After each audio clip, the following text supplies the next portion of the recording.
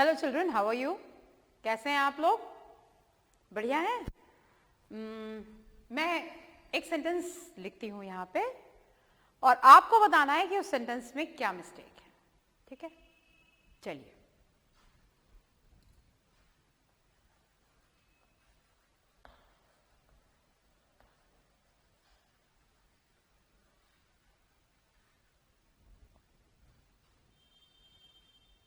क्या लिखा है मैंने? I like mangoes. कुछ गड़बड़ी लग रही है? हाँ, यहां मैंने फुल स्टॉप नहीं लगाया है। इसको पीरियड बोलते हैं बेटा। ये है, ये जो लास्ट में लगाया है इसको बोलते हैं पीरियड या फुल स्टॉप। ये फुल स्टॉप लगाया जाता है जब भी कोई सेंटेंस एंड होता है उसके बाद। आपको इस चीज का ध्यान रखना है, कोई भी वाक्य जो खत्म होता है उसके बाद आपको पीरियड लगाना जरूरी है। जैसे I write a letter, full stop, my sister writes an ऐसे। ये दो अलग अलग वाक्य हो गए, तो दो अलग अलग वाक्य के बाद में क्या लगना जरूरी है? पीरियड या फुल स्टॉप लगना जरूरी है। तो आज हम आपको जो चीज सिखाने जा रहे हैं बेटा, ये है पंक्चुएशन। कुछ ऐसे मार्क्स होते हैं, कुछ ऐसे निशान होते हैं जिनका आपके रिटन इंग्लिश में आना बहुत जरूरी है, जो आपको बोलते समय बताते हैं कि कहाँ आपको रुकना है, कहाँ पॉज देना है। पॉज माने वही रुकना है, किस तरह से आपको किसी वाक्य को बोलना है। ठीक है, जब मैं बोलूंगी आई राइट ए लेटर तो मैं यहां रुकूंगी। My sister writes an essay. ठीक है, इसी तरह से our teacher teaches us English. ठीक है, हमारी टीचर हमें इंग्लिश पढ़ाती हैं। She also teaches us science. वो हमें विज्ञान भी पढ़ाती हैं। तो दो अलग अलग सेंटेंस है, आपको एक सेंटेंस खत्म होने के बाद में पॉज देना है। तो पहली चीज जो आपने सीखी वो है use of pause, use of full stop या यूज ऑफ पीरियड। कहां पे फुल स्टॉप लगता है बेटे? आपको ध्यान देना है जब एक वाक्य खत्म होता है वहां। दूसरा, अब बताइएगा इस सेंटेंस में क्या चीज मिसिंग है?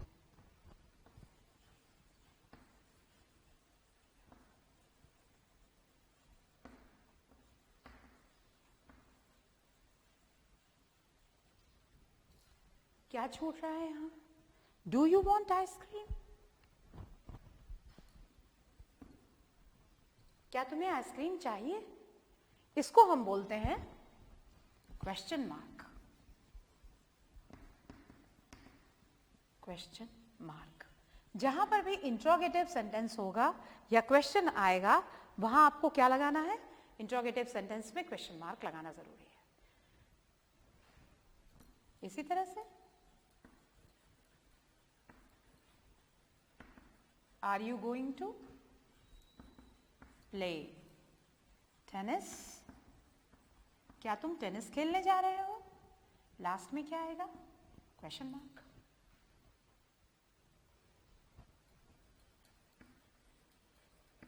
What is your name? Question mark. तो दूसरी चीज पंक्चुएशन का सेकंड जो आपने सीखा, एक फुल स्टॉप सीखा। फुल स्टॉप बिल्कुल प्रॉपर होना चाहिए। उसी प्रकार से इंट्रोगेटिव सेंटेंस के बाद जो आप लगाएंगे वो है क्वेश्चन मार्क। तीसरी चीज, कभी अचानक आपके मुंह से एकदम आपके भावना के कारण कोई शब्द निकल जाता है। Oh my God, oh God, निकलता है ना, इसको हम बोलते हैं बेटा exclamation.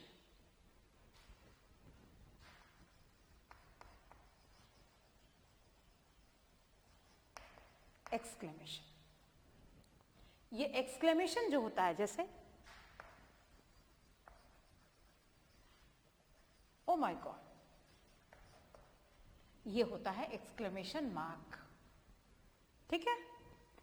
oh my god या good god.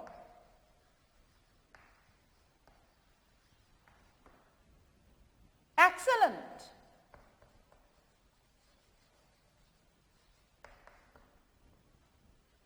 ठीक है? कभी कोई दुख हुआ किसी का रिजल्ट देख के, कोई बच्चा फेल हो गया, alas, you failed again.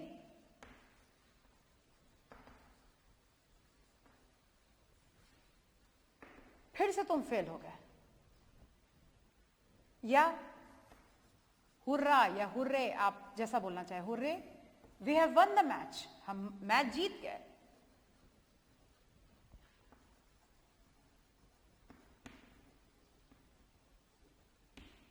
तो ये तीसरी चीज है जो आपने सीखी. ये जो अचानक आपके दिमाग से निकला हुआ, आपके मुंह से निकला हुआ किसी भावनावश जो शब्द निकलता है उसको हम एक्सक्लेमेशन कहते हैं, और उसमें हम इस तरह का एक्सक्लेमेशन मार्क यूज करते हैं. समझ में आ गया? नेक्स्ट है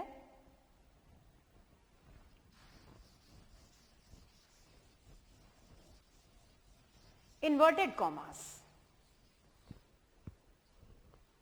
इन्वर्टेड कॉमास.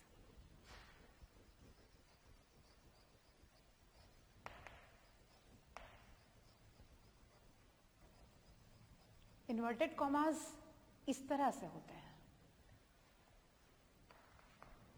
जैसे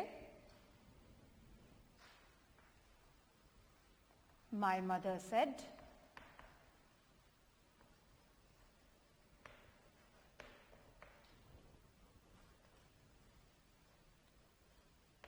don't insult anybody. किसी की इंसल्ट मत करो.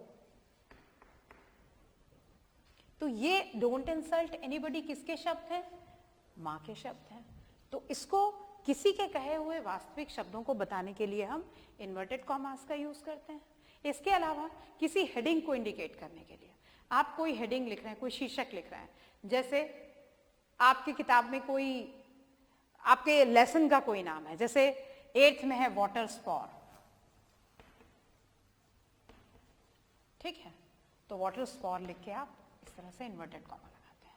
किसी चीज को ओरिजिनल वर्ड्स का इस्तेमाल करने के लिए या फिर हाईलाइट करने के लिए हम इन्वर्टेड कॉमास का इस्तेमाल करते हैं. ठीक है?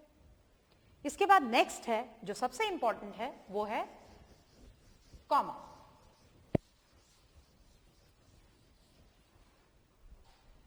Comma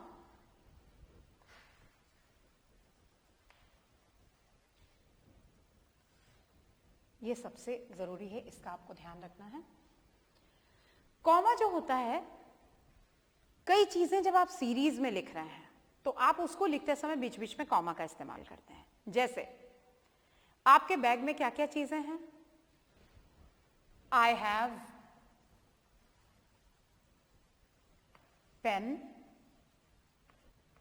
pencils, diary. इसके अलावा आप क्या रखते हैं? Books, pencil box and tiffin box.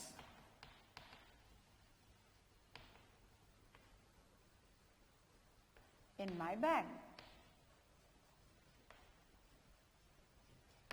ये कॉमा जो होता है ये इंडिकेट करता है बेटा शॉर्ट पॉज. शॉर्ट पॉज यानी थोड़ा कम रुकना है आपको. आपको लंबा पॉज, पॉज का मतलब होता है रुकना. लंबा पॉज आप कब लेते हैं? जब आप फुल स्टॉप लगाते हैं. फुल स्टॉप के समय आप ज्यादा रुकते हैं, लेकिन ये शॉर्ट पॉज होता है. जैसे कैसे बोलेंगे? I have pen, pencils, diary, books, pencil box and tiffin box in my bag.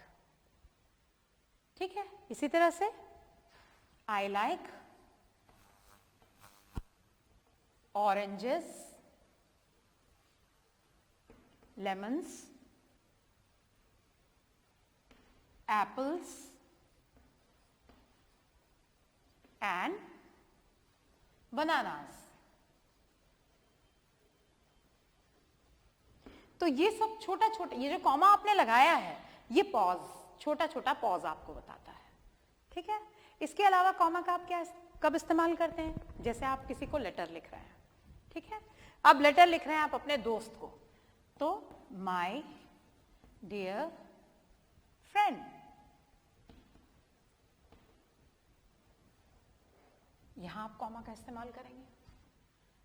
जब आप लेटर को एंड करेंगे, योर लविंग फ्रेंड, यहां पे आप कॉमा का इस्तेमाल करेंगे। उसके बाद आप नाम लिखेंगे ना, कौन है, ठीक है। तो लेटर को शुरू करने के लिए, एंड करने के लिए कॉमा का इस्तेमाल होता है। इसके अलावा जब आप डेट लिखते हैं, जैसे आज की डेट है 15 मार्च, कॉमा 2017, यहां पे आप कॉमा का इस्तेमाल करेंगे। आप अपने शहर और अपने राज्य को अलग करने के लिए एड्रेस में आप कॉमा का इस्तेमाल करेंगे, कांकेर सीजी। इसके अलावा भी बहुत सारे इस्तेमाल हैं कॉमा के, जो आप जैसे जैसे आप आगे पढ़ाई करते जाएंगे आप सीखते जाएंगे। जो आपके लेवल के हैं हम उन्हीं पे ज्यादा बात करेंगे। आपने डायरेक्ट नरेशन, इनडायरेक्ट नरेशन सीखा, वहां पे भी हम रिपोर्टिंग वर्ब और रिपोर्टेड स्पीच को अलग करने के लिए कॉमा का इस्तेमाल करते हैं। जैसे शी सेड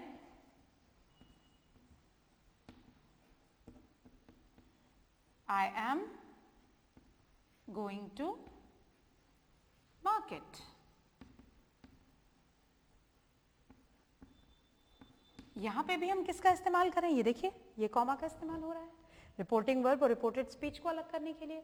इसके अलावा क्लॉजेस को, उपवाक्यों को, किसी बड़े सेंटेंस से उपवाक्यों को अलग करने के लिए भी हम कॉमा का इस्तेमाल करते हैं, जो आप आगे जाके पढ़ेंगे। चलिए इसके बाद हम बात करते हैं हमारे अगले पंक्चुएशन मार्क की, जो है एपोस्ट्रोफी। एपोस्ट्रोफी का इस्तेमाल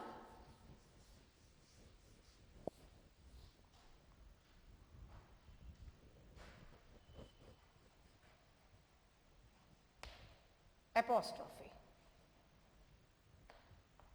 इस तरह से लगाई जाती है, जैसे Seema's car, Reena's bag, Hari's pen. Seema's car, यहां हमने एपोस्ट्रोफी लगाई, मतलब हो गया सीमा की कार। रीना का बैग, हरी का पेन। इसके अलावा ये इनको कहा जाता है पजेसिव केस, किसी की चीज के बारे में बात करेंगे तो आप इस तरह से उसको लिखेंगे।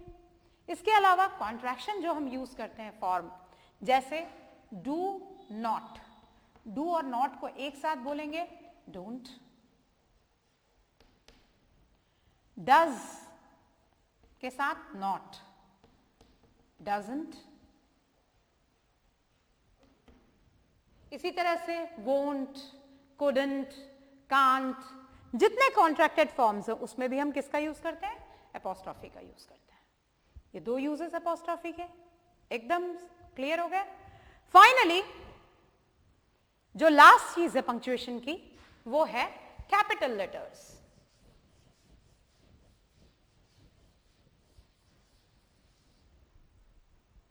Capital letters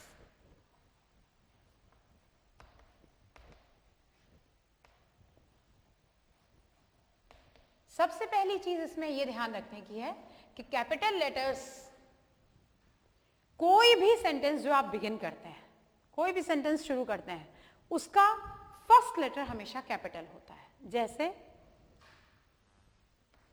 the teacher teaches us maths.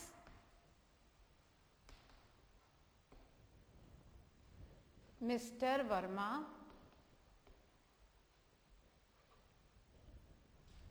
teaches us social science।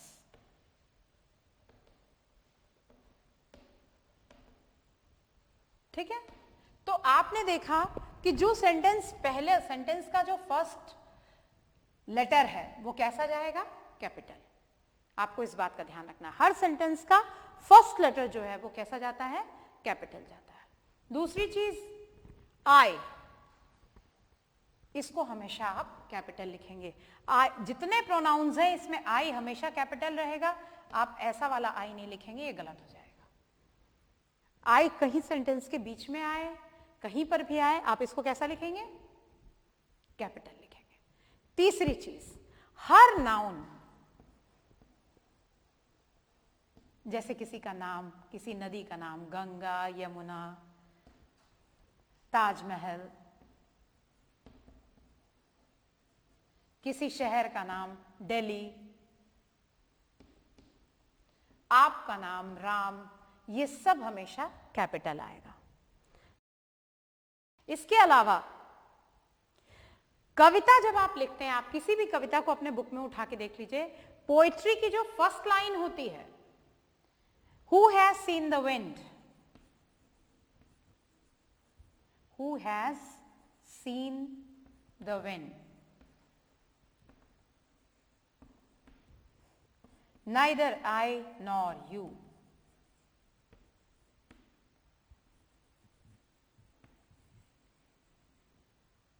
ठीक है, ये जितनी इसके पहले जितने पोएट्री के फर्स्ट जितनी लाइंस होंगी, उसका जो फर्स्ट लेटर होता है वो हमेशा कैपिटल होता है। इसको भी आपको केयर करना है। समझ में आ गया? तो ये थे आपके कैपिटल्स के यूज। आपने देखे कि किस प्रकार से हमको कैपिटल का यूज करना है, कहां कहां पे कैपिटल इस्तेमाल किया जाता है। हर सेंटेंस के बिगनिंग में, पोएट्री के हर लाइन का जो फर्स्ट लेटर होगा, हर लाइन का फर्स्ट लेटर वो कैसा आएगा, कैपिटल आएगा। हर नाउन आपको किस तरह से लिखना है, कैपिटल्स में लिखना है। गॉड हमेशा, जी हमेशा कैपिटल, गॉड कभी स्मॉल में नहीं लिखा जाता। आप इस चीज को ध्यान देंगे, ये गलत हो जाएगा। गॉड हमेशा जो है वो कैपिटल में आता है। इस चीज का आप बहुत केयर करेंगे। ठीक है, तो इस तरह से ये कुछ चीजें हैं, ये जो नियम है ये आपको केयर करने हैं। मैं आपको कुछ एक्सरसाइज दे रही हूं, आप लोग करके बताएंगे कि आप लोगों से पंक्चुएशन बन रहा है कि नहीं। इसके अलावा आपको इस चीज का भी ध्यान देना है कि जो पॉजेस हैं, फुल स्टॉप आपको लंबा पॉज बताता है, फुल स्टॉप में आपको लंबा रुकना है, और जो कॉमा है वो शॉर्ट पॉज बताता है। तो वो आपको पढ़ के भी बताना है कि किस तरह से आपको पॉज में रुकना है। जैसे व्हाट डू यू वांट, अब what do you want, I write a letter. तो आई राइट अ लेटर और व्हाट डू यू वांट को अगर एक इंटोनेशन से बोलेंगे, आप एक तरीके से बोलेंगे, तो समझ में कैसे आएगा कि आप प्रश्न पूछ रहे हैं। तो जब आप बोलें आई राइट अ लेटर, तो आपके बोलने का तरीका प्रश्न जैसा नहीं होना चाहिए। लेकिन जब आप बोले what are you doing, what is your name, do you want tea, तो इसमें क्वेश्चन का भाव आना चाहिए। आपको बोलते समय इन चीजों का ध्यान रखना है। पंक्चुएशन भी, अगर कोई आपकी बात सुन रहा है और एक सेंटेंस ब्रेक हुआ है, एक सेंटेंस समाप्त हुआ है, तो वहां पे जो फुल स्टॉप है, जो पीरियड है, उस पीरियड पे आपको रुकना है, अगला सेंटेंस शुरू होने के पहले। इसी प्रकार से कॉमा में शॉर्टेस्ट पॉज है। कॉमा करते समय blue, orange, yellow, violet, white, black, these are my favourite colours. समझ में आ गया अच्छी तरह से? तो किस तरह से आपको रुकते हुए बोलना है, तो ये आपको बोलना भी आना चाहिए। Exclamation, hurray, we have won the match. तो वो चीज जो आपके दिमाग की भावनाएं हैं वो उभर के सामने आनी चाहिए, वो चीज नजर आनी चाहिए। एक बात का और आप लोग ध्यान करेंगे कि जब हमको ये लगता है कि बहुत बड़े बड़े सेंटेंसेस बनाने में हमको गलतियां होने की संभावना है, तो छोटे छोटे सेंटेंसेस बनाइए। बहुत लंबे चौड़े सेंटेंसेस बनाने की जरूरत नहीं है, शॉर्ट सेंटेंसेस बनाइए और वहां पे उसको ब्रेक कर दीजिए। समझ में आया? Mohan is my friend, Sohan is my friend, 2 कर दीजिए। Mohan and Sohan are my friends. ऐसा अगर आपको लिखने में तकलीफ हो रही है तो आप 2 सेंटेंस बनाइए, बीच में डाल दीजिए फुल स्टॉप। ठीक है, चलिए लेट्स डू इट पे आते हैं। आपको यहां पे पुट पंक्चुएशन मार्क्स, यहां पे आपको पंक्चुएशन मार्क्स लगाने हैं। जैसे फर्स्ट सेंटेंस है व्हाट इज योर नेम। क्या मिसिंग है यहां पे देखिए, आपके स्क्रीन पे दिख रहा है क्या चीज मिसिंग है, उसको आप लगाइए। Second, I like oranges, lemons, apples and bananas. क्या करना है, कौन सा पंक्चुएशन मार्क मिसिंग है वो आपको लगाना है। शी डजंट लाइक टी, देखिए वहां पे क्या चीज मिसिंग है। I do my homework, hurray we have won the match, बन जाएगा। Nikhil has 2 sisters, their names are Kavita and Savita. अब आप देख लीजिए कहां कहां कौन सी चीज मिसिंग है और वो आपको कंप्लीट करनी है। इसके बाद एक तो बिना नकल किए इसको पूरा कीजिए। इसके बाद हम आते हैं लेट्स स्पीक वाले पार्ट में। यहां आपको बोलना है, इन सेंटेंसेस को रीड करना है। जैसा आपको क्वेश्चन है तो क्वेश्चन की तरह से पढ़ के, स्टेटमेंट है तो स्टेटमेंट की तरह से पढ़ के, और एक्सक्लेमेशन है तो एक्सक्लेमेशन की तरह से आपको उसको पढ़ना है। जैसे do you want something, question है, आप उस तरह से बोलिए। He saw apples, oranges and grapes in the basket. Oh God, what have you done? Manmohan is a good boy. He doesn't fight with anyone. तो आप इसको प्रॉपर इंटोनेशन के साथ पढ़िए और टीचर जो भी यहाँ मौजूद है वो इस चीज को केयर करें कि जब तक हर एक बच्चा इसको कंप्लीटली ठीक से पढ़ नहीं लेता तब तक क्लास को खत्म नहीं करेंगे। See you in the next video.